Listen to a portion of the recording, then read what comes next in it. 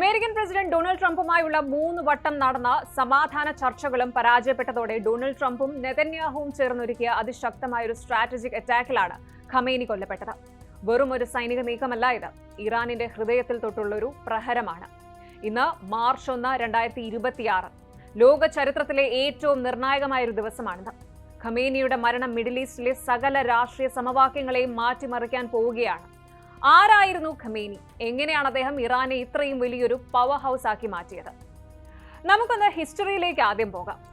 1989 ആയത്തുള്ള ഖൊമേനിയുടെ മരണശേഷമാണ് Khamenei അധികാരമേൽക്കുന്നത്.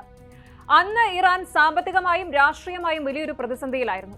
എല്ലാവരും വളഞ്ഞിട്ട് ആക്രമിക്കുന്ന ഒരു രാജ്യം. പക്ഷെ അവിടെ നിന്നാണ് ഖമേനി തന്റെ ബുദ്ധി ഉപയോഗിച്ച് കളി തുടങ്ങിയത്. അദ്ദേഹം ഇറാനെ വെറും ഒരു രാജ്യമല്ല, പകരം ഒരു റീജിയണൽ പവർ സെന്റർ ആക്കി മാറ്റി. എങ്ങനെ?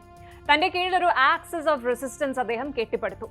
ശീതയുദ്ധത്തിന് ശേഷം ഇറാൻ തങ്ങളുടെ സ്വാധീനം പശ്ചിമേഷ്യയിലുടനീളം പടർത്തിയത് ആരെയും അതിശയിപ്പിക്കുന്ന രീതിയിലായിരുന്നു.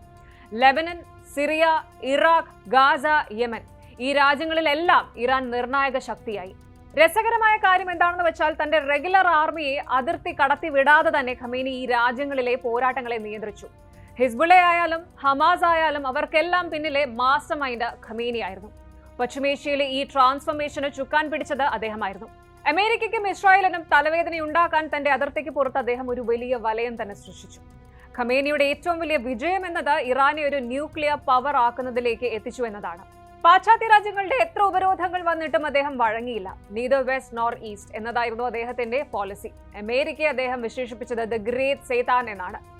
അദ്ദേഹം ഇറാന്റെ പ്രസിഡന്റിനേക്കാളും മുകളിലായിരുന്നു. മിലിറ്ററി, ഫോറിൻ അഫയേഴ്സ്, ജുഡീഷ്യറി എല്ലാം ഖമേനിയുടെ വിരൽത്തുമ്പിലായിരുന്നു. ഇത്രയും കാലം ഇറാനിന്റെ അപ്രമാദിത്വം നിലനിർത്തിയ ആ വ്യക്തിയാണ് ഇപ്പോൾ ഇല്ലാതായത്. ഇത് ഇറാന് സംഭവിക്കാവുന്ന ഏറ്റവും വലിയ പവർ വാക്യൂമാണ്.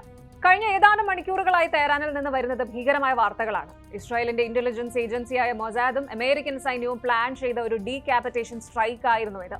ഖമേനിയുടെ വസതിയെ ലക്ഷ്യമാക്കി പെയ്തിറങ്ങിയ മിസൈലുകൾ ഇറാന്റെ അധികാര കേന്ദ്രങ്ങളെ തന്നെ തകർക്കുകയായിരുന്നു. ലേറ്റസ്റ്റ് അപ്ഡേറ്റുകൾ പ്രകാരം ഖമേനിയുടെ വസതി ലക്ഷ്യമാക്കി നടന്ന മിസൈൽ ആക്രമണത്തിൽ ഖമേനിയും കുടുംബവും പൂർണ്ണമായും ഇല്ലാതായി എന്നാണ്.